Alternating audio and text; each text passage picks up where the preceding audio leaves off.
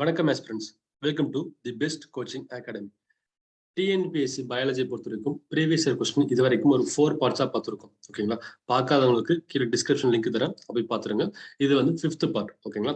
ரொம்ப important questions எல்லாமே பாருங்க. Which ratio is constant for DNA? அதாவது கீழ் உள்ளவற்றில் எது டிஎன்ஏவின் நிலையான விகிதம்னு கேட்டிருக்காங்க. ஓகேங்களா? ஸோ ஃபர்ஸ்ட் ஆப்ஷன் இருக்கு இல்லையா, A plus G and T plus C. ஓகேவா? அதாவது adenine plus guanine.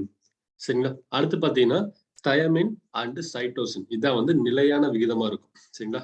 A plus G and T plus C இதான் வந்து டிஎன்ஏவோட கான்ஸ்டன்ட் ரேஷியோவா இருக்கு. அடுத்த கொஸ்டின் பாருங்க.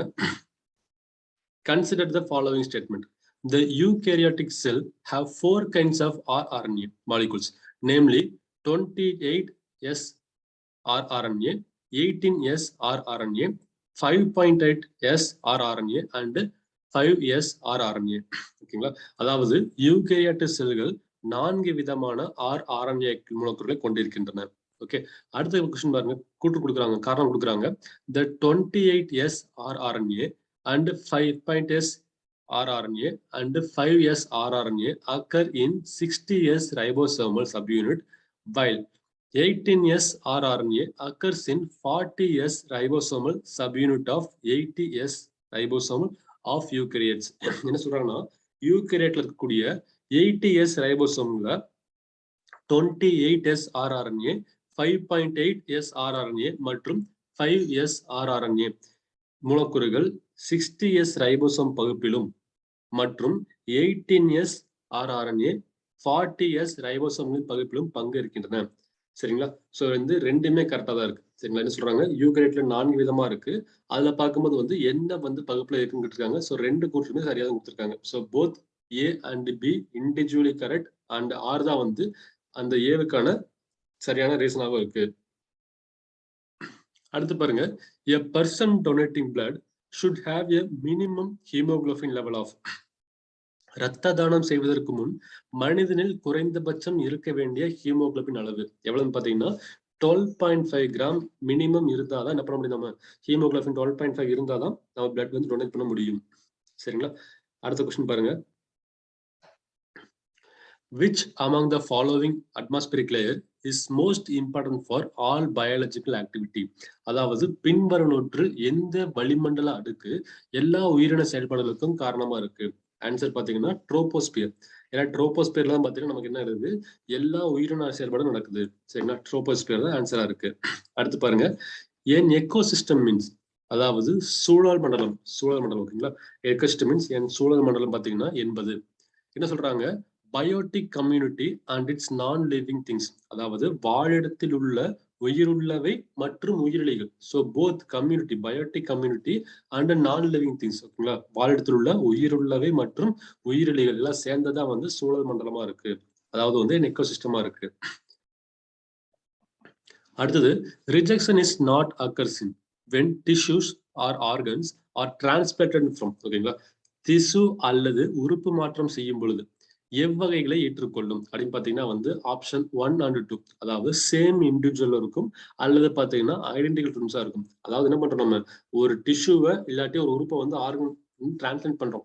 டிரான்ஸ்பிளான்ட் பண்ணும்போது அது எப்படி இருக்கணும், நிச்சயமா ஒரே உயிரினத்தை எடுத்திருக்கணும். இல்லாட்டி எப்படி இருக்கலாம், they should taken from identical twins அல்லது இரட்டையிடமிருந்து எடுக்கப்பட்டிருக்கலாம். அப்படி எடுத்தா மட்டும் ஆகும் நிச்சயமா செல்லும் சொல்றாங்க. ஓகேங்களா? ஆப்ஷன் 1 and 2 தான் கரெக்டா இருக்கு. அடுத்த கொஸ்டின் பாருங்க. Which of the following is the symptom of the protein deficiency disorder kwashiorkor? Kwashiorkor கேள்விப்பட்டிருப்போம், மராஸ்மஸ் குவாஷியாக்கர்லாம் சொல்லி பார்க்கும்போது குவாஷியாக்கர்ல வந்து எதோட அறிகுறியா இருக்குன்னு கேட்கறாங்க. சரிங்களா? ஸோ ஆன்சர் பாத்தீங்கன்னா பானை போன்ற வயிறு. சரிங்களா? பாட் பெல்லி. ஸோ வயிறு பாத்தீங்கன்னா வந்து பானை மாதிரி வீங்கி இருக்கும். அதான் வந்து குவாஷியாக்கருடைய முக்கியமான அறிகுறியா இருக்கு. அடுத்த கொஸ்டின் பாருங்க. Which among the following is used to treat sewage? அதாவது கழிவுநீர் சுத்திகரிப்பில் பயன்படக்கூடியதுன்னு பாத்தீங்கன்னா குளோரெல்லா மற்றும் கிளாமிடாமோனாஸ். குளோரெல்லா மற்றும் கிளாமிடாமோனாஸ் என்ன பண்ணுது, கழிவுநீர் சுத்திகரிப்புல பயன்படுது. Next question. Which one of the following is not reserve food for fungi? அதாவது பின்வருவற்றில் பூஞ்சையின் சேமிப்பு உணவு அல்லாதது. சரிங்களா? நாட் ரிசர்வ் ஃபுட் எதுன்னு பாத்தீங்கன்னா வந்து ஸ்டார்ச். ஸ்டார்ச் பண்ண முடியாது, பூஞ்சை வந்து சேமிப்பு உணவை பயன்படுத்த முடியாது. சரிங்களா? அடுத்த கொஸ்டின் பாருங்க. The apparatus used to demonstrate fermentation is, அதாவது நொதித்தல் நிகழ்வு இருக்கு இல்லையா, அந்த நொதித்தல் நிகழ்வுக்கான நிரூபிக்கக்கூடிய அப்பேரட்டஸ் எது, உபகரணம் பாத்தீங்கன்னா வந்து கூன்ஸ் டியூப். ஓகேங்களா? கூன் கூட விதை என்ன பண்ணுது, நமக்கு நொதித்தல் நிகழ்வு வந்து அதாவது ஃபெர்மெண்டேஷன் வந்து நமக்கு நிலையாட்டி காமிக்குது. அடுத்து பாருங்க, the complete manure is that which supplies to the soil. ஓகேங்களா? கீழ்கண்டவற்றுள் எவை ஒரு முழுமையான உரமாக மண்ணை சென்றடைகிறது அப்படின்னு பார்க்கும்போது வந்து நைட்ரஜன், பாஸ்பரஸ் மற்றும் பொட்டாசியம், NPK. இதை நமக்கு டைரக்டா வந்து கம்ப்ளீட் மென்யூரா நமக்கு சாயில்ல போய் சேருது. ஓகேங்களா? சோ அடுத்து பாருங்க, which of the following is ketohexose. ஓகேங்களா? which of the following is ketohexose. எது வந்து ketohexose கேக்குறாங்க, ஆன்சர் வந்து ஃப்ரக்டோஸ். ஃப்ரக்டோஸ் மட்டும் தான் கீழே இருக்கிறது எல்லாத்துலயுமே வந்து கீட்டோஹெக்டோஸா இருக்கு. அடுத்து என்ன பண்றாங்க பாருங்க, சயின்டிபிக் நேம் கொடுத்துட்டு மஷ்ரூமோட பேர் கேட்கறாங்க. சரிங்களா? அப்படி ஃபர்ஸ்ட் பார்க்கும்போது அகாரிகஸ் பைஸ்போரஸ். ஓகேங்களா? அதுக்கு ஆப்ஷன் பார்க்கும்போது என்னன்னா பட்டன் மஷ்ரூம், பட்டன் காளான் இருக்கு இல்லையா, அதான் வந்து அகாரிகஸ் பைஸ்போரஸ் சொல்றாங்க. அடுத்தது பிளியோராப்டஸ் பிளாபெலட்டஸ். ஓகேங்களா? அது பாத்தீங்கன்னா ஆயிஸ்டர் மஷ்ரூம், அதாவது சிப்பி காளான். சரிங்களா? சோ அகாரிகஸ் பைஸ்போரஸ்னா வந்து பட்டன் காளான், அடுத்து பிளியோராப்டஸ் பிளாபெலட்டஸ் அப்படின்னு பாத்தீங்கன்னா வந்து சிப்பி காளானா இருக்கு. சரிங்களா? அடுத்தது வால்வோரியல்லா வால்வேசியே அப்படின்னு பாத்தீங்கன்னா வந்து பேடிஸ்ட்ரா மஷ்ரூம். வால்வோரியல்லா வால்வேசியாங்கிறது பாத்தீங்கன்னா வந்து வைக்கோல் காளானா இருக்கு. அடுத்து பாத்தீங்கன்னா கேலசெட் இண்டிகா அப்படிங்கிறது பால் காளான், மில்கி மஷ்ரூம். கேலசெட் இண்டிகான்னு பாத்தீங்கன்னா பால் காளான், அதாவது மில்கி மஷ்ரூமா இருக்கு. சரிங்களா? Option A. அடுத்து பாருங்க, what is the characteristic features of colour blindness. என்ன சொல்றாங்க, நிறக்குருடு, அதான் வந்து கலர் பிளைண்ட்னஸ் சொல்றது. அந்த கலர் பிளைண்ட்னஸ்க்கு எது காரணமா இருக்குன்னு கேட்டாங்கன்னா ரெட்டினாவில் கோன் செல்கள் இல்லாததால், அதாவது absence of cone cells in retina. அதனால என்ன ஏற்படுது, நிற குறைபாடு, அதாவது கலர் பிளைண்ட்னஸ் ஏற்படுது. அடுத்த கொஸ்டின் பாருங்க, the objective of conservation of biodiversity. ஓகேங்களா? என்ன சொல்றாங்க, உயிரின பன்மையை எவ்வாறு கட்டுப்படுத்தலாம். ஓகேங்களா? எப்படி பாக்குறாங்க, first question to preserve the biodiversity. Super, correct தான். ஓகேங்களா? அடுத்து பாத்தீங்கன்னா வந்து டு preserve genetic resources, அதுவும் கரெக்ட் தான். சரிங்களா? சோ ஆக பாத்தீங்கன்னா வந்து எதெல்லாம் கரெக்ட்னு கேக்குறாங்க. சோ 1 and 2 கரெக்டா இருக்கும். சரிங்களா? என்ன பண்ண முடியாது, நம்மளால நேச்சரை ஃபுல்லாவே வந்து கண்ட்ரோல் பண்ண முடியாது, பணம் தேவையில்லை. பயோடைவர்சிட்டி பாயிண்ட் ஆஃப் வியூல பார்க்கும்போது பயோடைவர்சிட்டி பார்த்தா போதும், ஜெனடிக் ரிசோர்ஸ் பார்த்தா போதும். ஓகேங்களா? சோ அப்போ வந்து ஆப்ஷன் 1 and 2, அதாவது உயிரினப்பன்மையை எவ்வாறு கட்டுப்படுத்தலாம், உயிரின பெருக்கத்தை கட்டுப்படுத்துதல் மற்றும் பல்லுயிரின மரபு பண்புகளை பாதுகாத்தல். சோ வந்து 1, 2 மட்டும் சரியான விடையா இருக்கு. Next question, the seminiferous tubule is the supporting cells or cells of specialized functions called. ஓகேவா? அதாவது ஆண் இனப்பெருக்க உறுப்பில் செமினிஃபெரஸ் செல்லுக்கு பக்கபலமாக இருக்கக்கூடிய சிறப்பு பணிகளை செய்யக்கூடிய செல் கேட்டாங்கன்னா வந்து செல்ஸ் ஆஃப் செரட்டோலி. செரட்டோலி செல் என்ன பண்ணுது, நமக்கு ஆண் இனப்பெருக்க உறுப்புல செமினிஃபெரஸ் செல்லுக்கு பக்கபலமா இருந்து துணை செல்களை செஞ்சுட்டு இருக்கு. சரிங்களா? சோ ஆன்சர் பாத்தீங்கன்னா வந்து Sertoli cells. Next question, which of the following statement is or correct regarding blood volume in human beings. அதாவது கீழே கொடுக்கப்பட்டுள்ள வாக்கியத்தில் மனிதனுடைய ரத்த அளவு என்பதில் சரியான விடையை தேர்ந்தெடுக்கவும். ரத்த அளவை பத்தி கேக்குறாங்க. சரிங்களா? சோ கொஸ்டின் கொடுக்குறாங்க பாருங்க, in adult human being the total volume of blood is about 5 liters. ஓகேங்களா? என்ன சொல்றாங்க, மனிதனுடைய மொத்த ரத்த அளவு பாத்தீங்கன்னா சராசரியாக 5 லிட்டர் இருக்கும். கரெக்ட் தான். சரிங்களா? சராசரியாக கொடுத்துருக்காங்க 5 லிட்டர் இருக்கும். அடுத்து பாருங்க, the average volume of blood is calculated on weight basis. மனிதனுடைய ரத்த அளவு சராசரி உடல் எடையிலிருந்து கணக்கிடப்படுகிறது. அதுவும் கரெக்ட் தான், வெயிட் பேசிஸ் தான் பாக்குறாங்க. சூப்பர். அடுத்து பாருங்க, in human beings approximately 70 ml of blood for each kilogram of weight. ஓகேங்களா? என்ன பண்றாங்க, மனிதனுடைய ரத்த அளவு உடல் எடையில் 1 கிலோகிராமுக்கு சராசரியாக 70 ml கணக்கு போடுறாங்க. அதுவும் கரெக்ட் தான். சரிங்களா? அப்ப சரியான விடை என்னது, ஆப்ஷன் 1, 2, 3 மூன்று வாக்கியமும் சரியா தான் இருக்கு. அடுத்து பாருங்க, a hormone which is responsible for flight and fight. என்ன சொல்றாங்க, திடீர் பயம், பாதுகாப்புக்காக ஓடுதல் மற்றும் சண்டையிடுதலுக்கான ஹார்மோன் எதுன்னு பாத்தீங்கன்னா அட்ரினலின். சோ அட்ரினலின் அதிகமா சொந்த நமக்கு பயம், அதே போல பாதுகாப்புக்காக ஓடுறது, சண்டையிடுதல் போன்ற குணங்கள் காணப்படும். சோ காரணம் வந்து அட்ரினலின் ஹார்மோன்.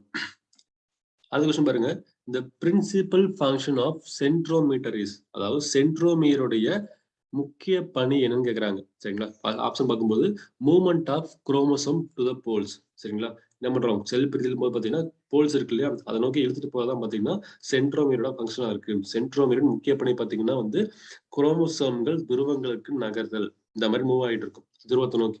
சரிங்களா? அதான் வந்து சென்ட்ரோமியரோட முக்கியமான ஃபங்க்ஷனா இருக்கு. அடுத்து பாருங்க, a symbiotic bacterium capable of fixing atmospheric nitrogen. ஓகேங்களா? கூட்டுயிரி அல்லாத வளிமண்டலத்தில் உள்ள நைட்ரஜனை நிலைப்படுத்தும் திறன் பெற்ற பாக்டீரியா பாத்தீங்கன்னா கிளாஸ்ட்ரீடியம். சரி, என்ன சொல்றாங்க? Asymbiotic bacterium capable of fixing atmospheric nitrogen பாத்தீங்கன்னா கிளாஸ்ட்ரோடியம். அதாவது கூட்டுயிர் அல்லாத வளிமண்டலத்தில் உள்ள நைட்ரஜனை நிலைநிறுத்தும் திறன் பெற்ற பாக்டீரியா பாத்தீங்கன்னா கிளாஸ்ட்ரீடியம். Next question.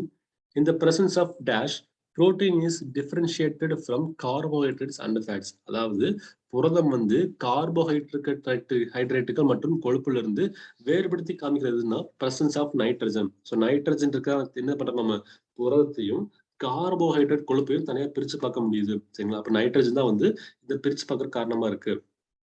அடுத்து பாருங்க, which of the following is not a function of transpiration?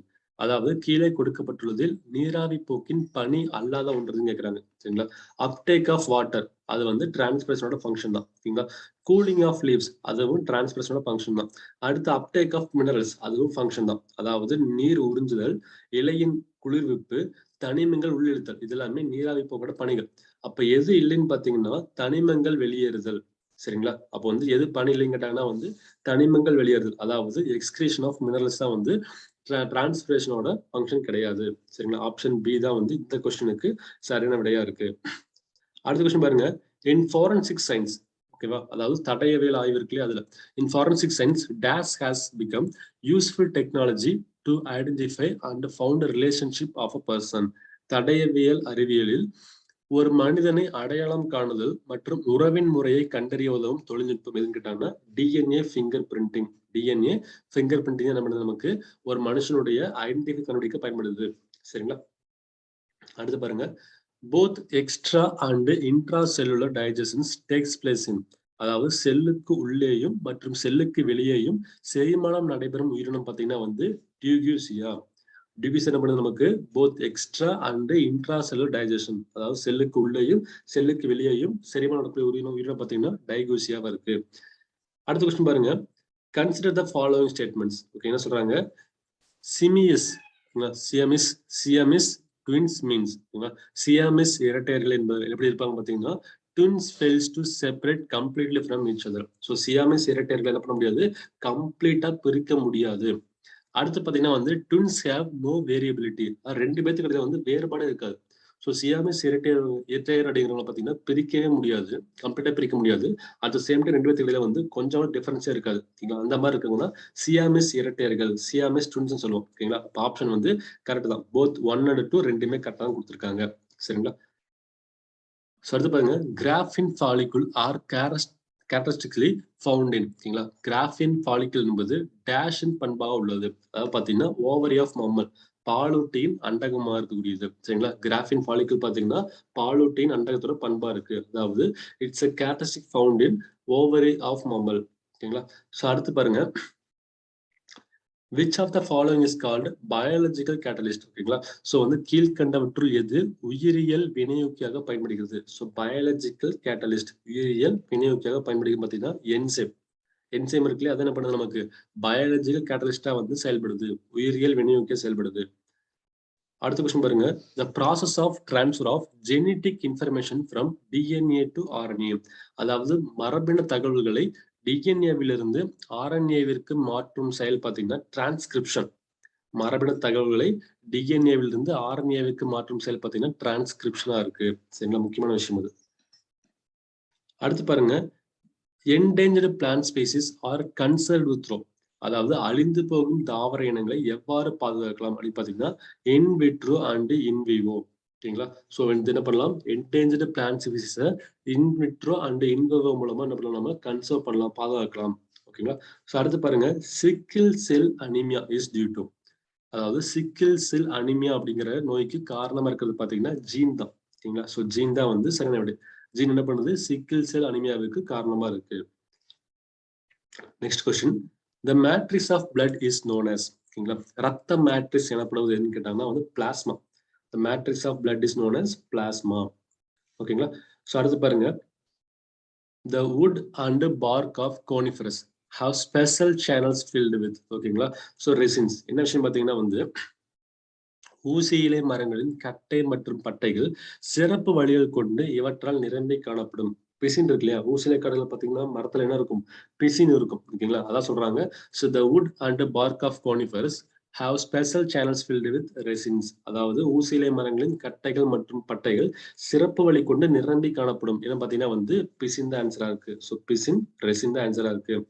அடுத்த கொஸ்டின் பாருங்க, the opening and closing of leaves of Mimosa pudica is due to, அதாவது தூங்குமுஞ்சி மரம் இருக்கு இல்லையா, மைமோசா பூடிகா, அதோட தாவரத்தின் இலைகள் மூடுதல் மற்றும் திறத்தல் செயலுக்கான பெயர் என்னன்னு கேக்குறாங்க. சரிங்களா. என்ன விஷயம் பாத்தீங்கன்னா நடுக்க வளர்ச்சி இயக்கம், அதாவது சீஸ்மோனாஸ்டிக் மூவ்மெண்ட். சீசோமோனாஸ்டிக் மூவ்மெண்ட் தான் வந்து என்னமா இருக்கு, மைமோசா பூடிகா வந்து அந்த லீவ்ஸ் வந்து ஓப்பனிங் க்ளோசிங் காரணமா இருக்கு. சரிங்களா, தூங்குமுஞ்சி காரணமா இருக்கு. அடுத்து பாருங்க, which one is an important vector for plague disease, ஓகேங்களா. ஸோ பிளேக் நோயோடைய முக்கிய கடத்தி எதுன்னு கேட்குறாங்க, ஃப்ளீ. ஃப்ளீ தான் என்ன பண்ணுது, பிளேக் நோயை கடத்துறதுக்கான முக்கியமான காரணமா இருக்கு. சரிங்களா. ஸோ அடுத்த question, major respiratory substrate is, ஓகேங்களா, சுவாசித்தலில் பெரும்பாலும் பயன்படுத்தப்படும் தளப்பொருள் கேட்குறாங்க, கார்போஹைட்ரேட். சரிங்களா.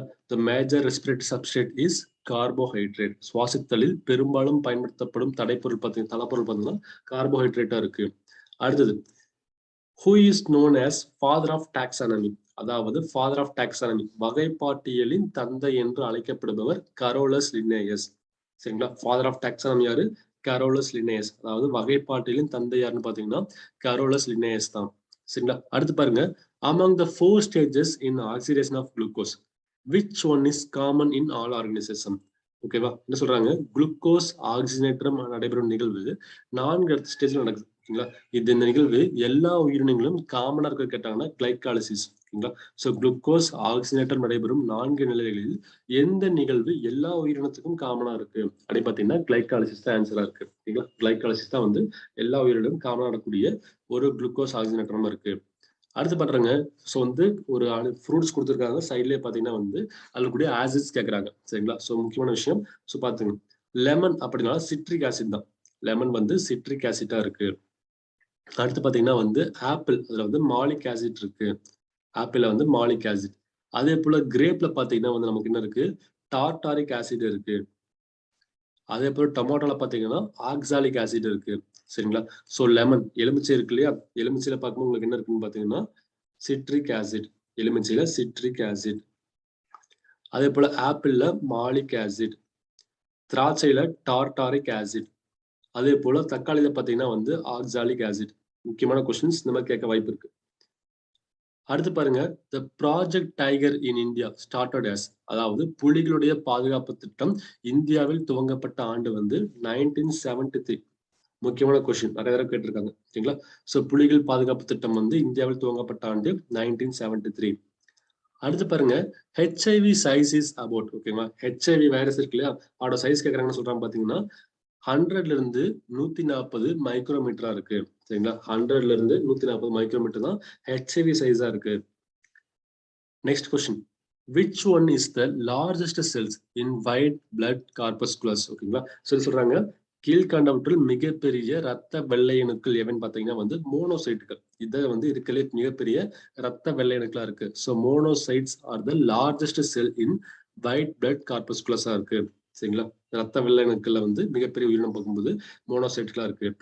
அடுத்து பாருங்க, who among the following persons discovered an alternate pathway for the utilization of glucose by the living cells? என்ன சொல்றாங்க, ஸோ பாத்தீங்கன்னா பின்வரும் நபர்களில் எவர் ஒருவர் உயிருள்ள செல்கள் குளுக்கோஸை மாற்று வழியிலும் பயன்படுத்துகின்றன என்பதை கண்டுபிடித்தது பாத்தீங்கன்னா டிக்கன்ஸ். ஸோ டிக்கன்ஸ் என்ன சொல்றாரு, உயிருள்ள செல்கள் குளுக்கோஸ் என்ன பண்ணுது, ஆல்டர்னேட்டாவும் பயன்படுத்துது அப்படின்னு சொல்லி கண்டுபிடிச்சாருன்னா டிக்கன்ஸ் கண்டுபிடிச்சிருக்காரு. Option B. அடுத்த கொஸ்டின் பாருங்க, the longest bone in the human body is, ஓகேங்களா. மனிதர்களுடைய மிக நீளமான எலும்பு பாத்தீங்கன்னா தொடை எலும்பு.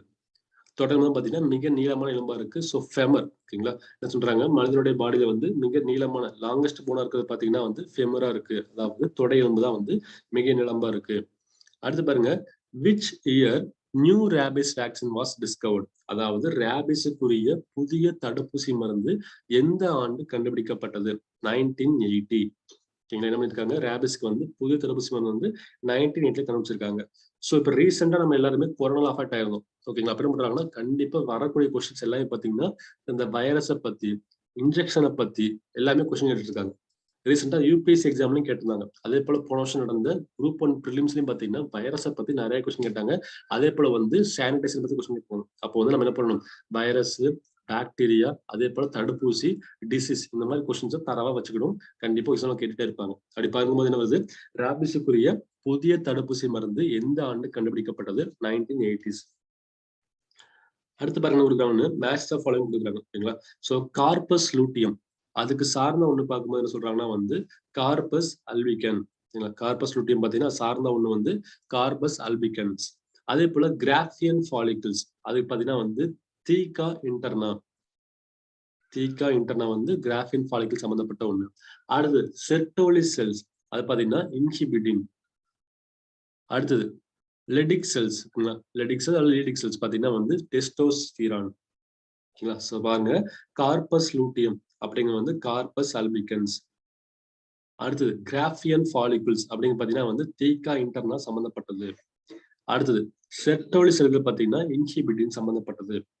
அடுத்தது லீடிக் செல்ஸ் பாத்தீங்கன்னா டெஸ்டோஸ்டிரான் சம்பந்தப்பட்டது. சரிங்களா. ஆக மொத்தம் ஆப்ஷன் பி தான் வந்து இதற்கு சரியான விடையா இருக்கு. சரிங்களா. சோ அடுத்த கொஸ்டின் பாருங்க, the vernacular name of this small herb with leaves sensitive to touch is. அதாவது தொடுணர்வு மிகுந்த இலைகள் கொண்ட சிறுசெடி, இதனுடைய தாவரவியல் பெயர் பார்த்திருக்கோம் இல்லையா, தொட்டாச்சினிங்கன்னு. சோ மைமோசா புடிகா. இதே கொஸ்டின் முதல்ல கேட்டிருந்தாங்க. என்ன கேட்டாங்க, மைமோசா புடிகாவுடைய இலை நகர்வுக்கு, அதாவது தொடுதல் முடுதல் காரணம் எதுன்னு கேட்டாங்க. இப்ப என்ன கேட்கறாங்க, அந்த செடியோட பேர் கேட்கறாங்க. அப்போ வந்து ஒரே கொஸ்டின் டிஃபரெண்ட் ஆங்கிளா கேட்டிருக்காங்க. ஓகேங்களா. ஒரு 10 கொஸ்டின் வந்து பார்த்தோம் நம்ம. ஓகேங்களா. அப்ப கேட்கறாங்க பாருங்க, the vernacular name of the small herb with leaves sensitive to touches. அதாவது தொடு உணர்வு மிகுந்த இலைகள் கொண்ட சிறு செடி, அதோட தாவர பேர் கேட்டாங்கன்னா வந்து மைமோசா புடிகா. தூங்கம்சி சொல்றோம்ல, தொட்டாச்சினிங்க அதுதான். ஓகேங்களா. அடுத்து பாத்தீங்கன்னா சொல்றாங்க, name the proteins which are caused for the functions and operations of methanotrophic bacteria. Choose the correct answer. அதாவது மெத்தனோட்ராபிக் பாக்டீரியத்தின் செயல்பாடுகளுக்கு காரணமான புரதங்கள் எவை? சரியான விடை தேர்வு செய்க. ஸோ ஆப்ஷன் பி, அதாவது 1 மற்றும் 3 காரணமா இருக்கு. ஓகேங்களா. ஸோ வந்து மெத்தனோட்ராபிக் பாக்டீரியாவுடைய செயல்பாடு காரணம் பாத்தீங்கன்னா இதுதான், ஆப்ஷன் 1 மற்றும் 3 தான் காரணமா இருக்கு. சரிங்களா.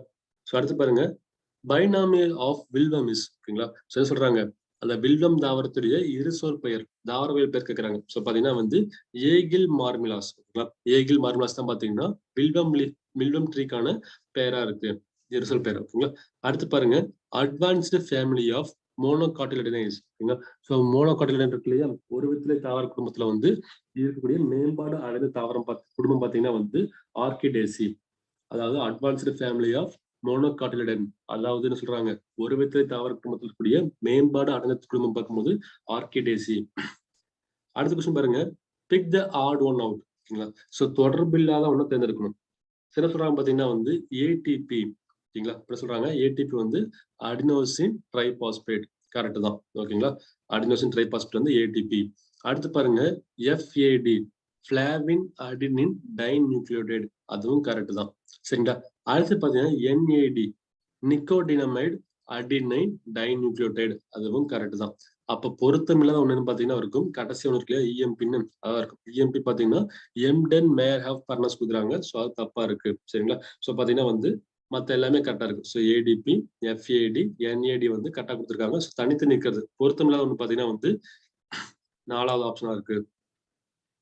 அடுத்து பாருங்க சொல்றாங்க, an adult is defined as one in the age group. என்ன சொல்றாங்க, வயது வந்தோர் எனப்படுவர் எந்த வயசுக்கு இருக்காங்க, அப்ப எந்த ஏஜ் குரூப்ல இருக்காங்கன்னு கேக்குறாங்க. சொல்லி பார்க்கும்போது 15-35 இருக்காங்க இல்லையா, 15 to 35 அந்த ஏஜ் தானே சொல்றோம். சோ அடல்ட் ஏஜ் சொல்றோம். சரிங்களா. சோ 15 to 35 குரூப்ல இருக்காங்க இல்லையா, அவங்கதான் பாத்தீங்கன்னா அடல்ட் ஏஜ்னு சொல்றோம்.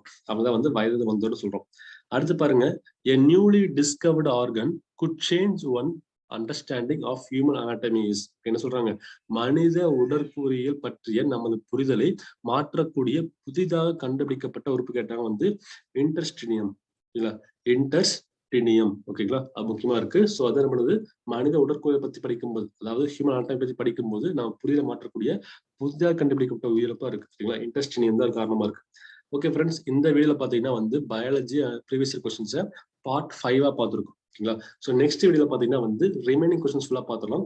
கண்டிப்பா வந்து நெக்ஸ்ட் வீடியோ லாஸ்ட் வீடியோவும் இருக்கும். கண்டிப்பா எல்லாமே எக்ஸாம் யூஸ்ஃபுல்லா இருக்கும். இப்பயே பார்த்துருப்போம், என்ன பண்ணிருக்காங்க, ஒரே கொஸ்டின்ஸை 2 திரும்ப கேட்டிருக்காங்க வெவ்வேறு ஆங்கிள்.